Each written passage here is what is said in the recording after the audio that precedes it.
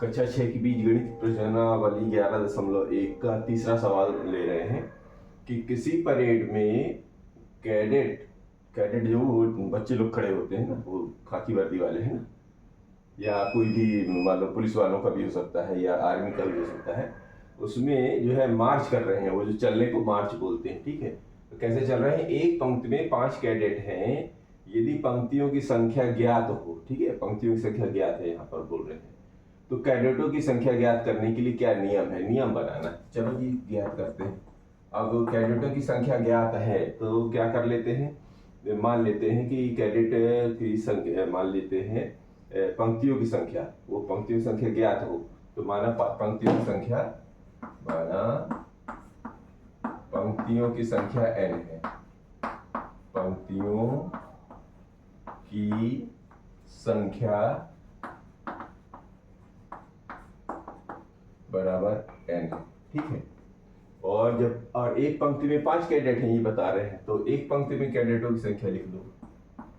एक पंक्ति में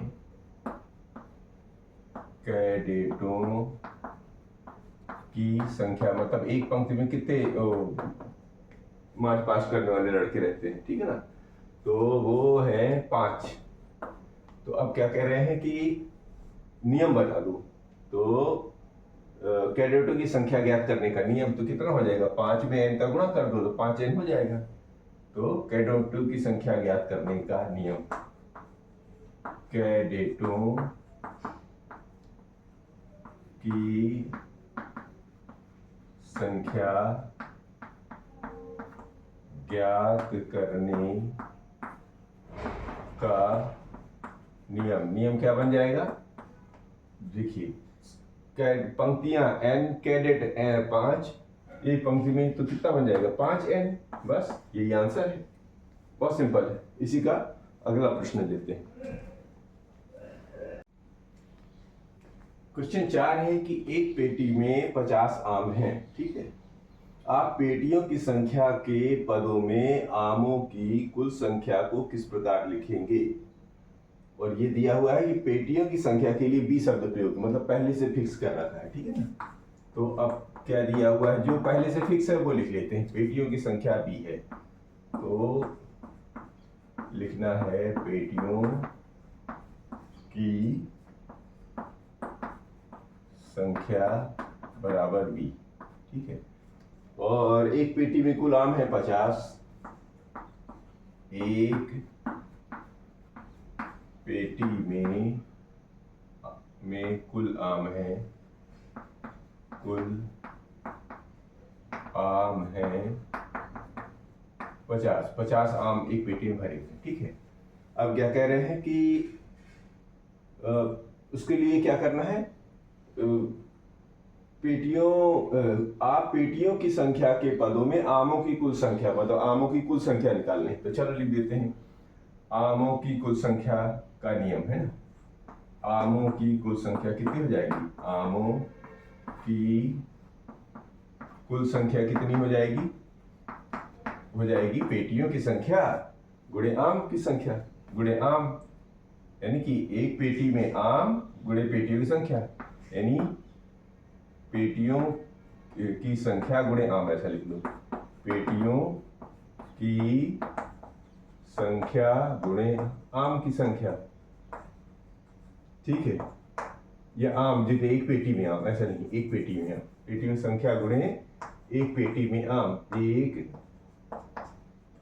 पेटी में आम, तो पेटियों की संख्या n है, एक पेटी में 50 आम है, तो कुल कितने हो जाएंगे? ये अचर राशि को पहले लिखा जाता है, चर राशि को बाद में। तो ये इसका जो है नियम निकल आया। लेते हैं एक प्रश्न और। 5वां प्रश्न है कि शिक्षक प्रत्येक विद्यार्थी को 5 पेंसिल देता है, ठीक है।